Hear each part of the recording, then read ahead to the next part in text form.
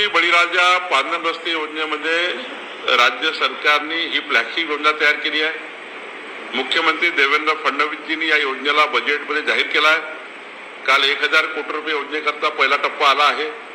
प्रत्येक विधानसभेत आम्ही 5 कोटी 10 कोटी रुपयाची योजना चालू केली आहे। डीपीसी मध्ये 12 स्त्रोत आम्ही दिलेले आहे। 12 स्त्रोत निधीचे कुठल्याही स्त्रोतातून योजना करता येईल। खरं तर राज्याची जीडीपी वाढवायची असेल तर शेतकऱ्याला बारमाही रस्ता द्यावा लागेल। शेतकऱ्याच्या शेतीत रस्ता असेल बारमाही, शेतकऱ्याच्या शेतात पाणी असेल आणि शेतकऱ्याला 12 तास वीज असेल, शेतकऱ्याचा पोरगा कधी नोकरी मागायला जाणार नाही या भूमिकेशी मी सहमत आहे। आणि म्हणून देवेंद्र फडणवीस सरकारने, आमच्या सरकारने योजना तयार केली।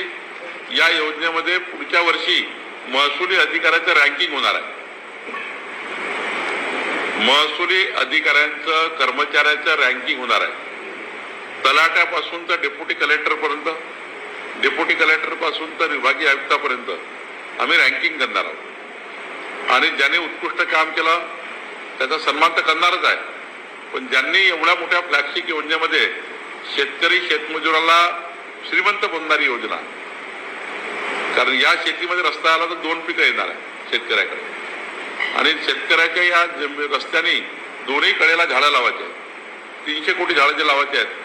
रस्ता उघडा करणे, रस्ता खुला करणे, दोन्ही बाजूला त्या ठिकाणी झाडं लावणे, बाउंड्री फिक्स करणे आणि या रस्त्याला मजबूतीकरण करणे, या सर्व गोष्टी आम्ही केलेल्या आहे।